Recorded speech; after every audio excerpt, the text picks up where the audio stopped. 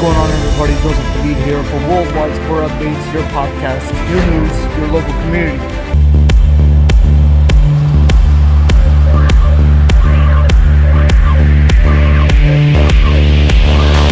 Good morning, everybody. This is Joseph Hadid for Worldwide Sport Updates, your host. Thank you for joining us on this Sunday, July 3rd, 2022. Happy 4th of July to everybody out there this upcoming weekend, and hope everybody's having a great weekend, as it is America's birthday. So again, to everybody that's celebrating across the world, happy 4th of July nonetheless. Alright, ladies and gentlemen, let's recap this long week that just transpired. First and foremost, I'll start off with some NHL hockey news. Colorado Avalanche have won their first Stanley Cup title since the year 2001.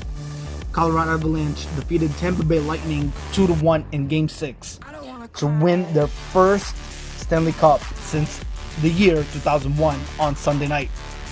It's the team's third Stanley Cup title overall in franchise history, with the score tied 1 apiece a little over halfway through the second period. Avalanche winger Arturi Lincoln scored the game-deciding goal. Colorado Avalanche players celebrate after defeating Tampa Bay Lightning in Game 6 of the Stanley Cup Finals. The Lightning won that last two Stanley Cups in the year 2020 and 2021. Avalanche defenseman and 2021-2022 Norris Trophy winner Cale Makar was awarded the Connie Smith Trophy as the most valuable player throughout the playoffs after scoring 29 points in the postseason. The Colorado Avalanche are back on top of the hockey's mountain after dethroning the two-time defending champs, behind a goal and an assist from Nathan MacKinnon. The Avalanche won the Stanley Cup for the third time in franchise history and first in more than 2 decades by beating the Tampa Bay Lightning 2-1 in Game 6 of that final game on Sunday night as the buzzer went off to zeros. It's the first title for this core group led by MacKinnon captain Gabriel Landisic, Mikhail Rentinen, and Cale Makar, and it follows years of playoff disappointment. The Avalanche lost in the second round each of the past 3 seasons after getting knocked out in the first round in the year 2018. With a mix of speed, high-end talent, and the experience gained from those defeats, Colorado broke through this time, earning every bit of that championship by knocking off the team that hoisted the cup the past 2 years. Like the Avalanche fully expected, it wasn't an easy run. Well, this is the wrong side of history, folks. In NHL hockey news, ex-Dallas Stars forward Corey Perry sets an NHL record on the losing side, not a great record indeed, after losing the Stanley Cup yet again. So close yet so far. Former Dallas Star forward Corey Perry, a current member of the Tampa Bay Lightning that returned to the Stanley Cup Final this year for the 3rd straight season, only to lose the Stanley Cup Final for the 3rd straight again as Tampa Bay fell to the Colorado Avalanche in Game 6 on Sunday night. Perry is now the first player in NHL history to lose 3 straight cups with 3 different teams. Yes, you heard that right, folks. Once a villain to Stars fans during his career in Anaheim, Perry became a key member of the 2019-2020 Dallas club that reached the Stanley Cup in the Edmonton bubble. He even kept the Stars season alive in Game 5 against Tampa Bay, finding the back of the net in double overtime before Dallas eventually fell in 6 games. Perry signed with the Montreal Canadiens the following offseason, returning to the Stanley Cup Final to again face the Lightning. This time Perry's squad only lasted 5 games as Tampa Bay won its 2nd straight cup. Alright, ladies and gentlemen, let's move over to some American Football League news. Rest in peace to Marlon Briscoe, ladies and gentlemen, the first African-American starting quarterback in AFL, American Football League, dies at the age of 76. Marlon Briscoe, who became the first African-American starting quarterback in the American Football League more than 50 years ago, died on Monday. His daughter, Angela Merritt, told the Associated Press that Briscoe, 76, died of pneumonia at the hospital in Norwalk, California. He had been hospitalized with circulation issues in his legs. Briscoe, who was from Omaha, Nebraska, was a star quarterback at Omaha University before the Denver Broncos drafted him as a cornerback in the 14th round in 1968. Briscoe told the team he'd return home to become a teacher if he couldn't get a tryout at quarterback. Denver then agreed to an audition, and the 5'10" dynamo nicknamed the Magician nearly rallied the Broncos to victory as a reserve against the Boston Patriots on September 29th, before earning that historic start on October 6th. Alright, ladies and gentlemen, let's move over to some NBA news. Will Hardy agrees on a 5-year deal to become the Utah Jazz next coach. The Utah Jazz have named Will Hardy, former Boston Celtics assistant, the franchise's next head coach.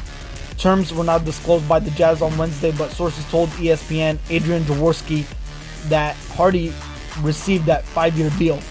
Hardy, 34 years of age, will be the youngest active head coach in the NBA. Hardy was one of the 4 finalists who met with ownership in Salt Lake this week, including Celtics assistant Joe Mazzulla, Raptors assistant Adrian Griffin, and Jazz assistant Alex Jensen, sources said. The Jazz, led by the new CEO Danny Ainge, conducted an extensive search that included at least 15 candidates to replace Quinn Snyder, who resigned earlier this month after taking over a rebuilding team. Snyder had a 372-264 record during his 8-season tenure in Utah, which has an active 6-year postseason streak, but did not advance past the Western Conference semifinals in that span. Also, ladies and gentlemen, Nikola Jokic of the Denver Nuggets agrees to a largest contract in NBA history. After winning MVP for the 2nd consecutive season, Denver Nuggets big man Nikola Jokic is set to be rewarded with the largest contract in NBA history. Jokic has agreed to a 5-year, $264 million Supermax extension, according to Shams Charania. The final year of the deal will be a player option worth a staggering $60 million. A second-round pick in 2014, Jokic arrived in the NBA for the 2015-2016 season as a complete unknown to most observers. It didn't take long for him to start making a name for himself. However, as he finished 3rd in the Rookie of the Year voting and made all-rookie first team, Jokic's vision and talent as a passer quickly made him one of the most unique big men in the league. And as he grew in confidence and ability, he soon became a league pass favorite. A run to the Western Conference Finals in the bubble in 2020 helped introduce him to a larger audience, and everything coalesced that last 2 seasons with back-to-back MVP awards. Alright, ladies and gentlemen, let's move over to some Major League Baseball news. Robert Medford, ladies and gentlemen, has mentioned that Major League Baseball will likely introduce the automated strike zone system in the year 2024. Van Natta noted one possibility for this futuristic system to call every pitch and even transmit the balls and strikes to a home plate by means of an earpiece. He added how the other option would be replaying the review system of balls and strikes, with every manager getting various challenges at the games.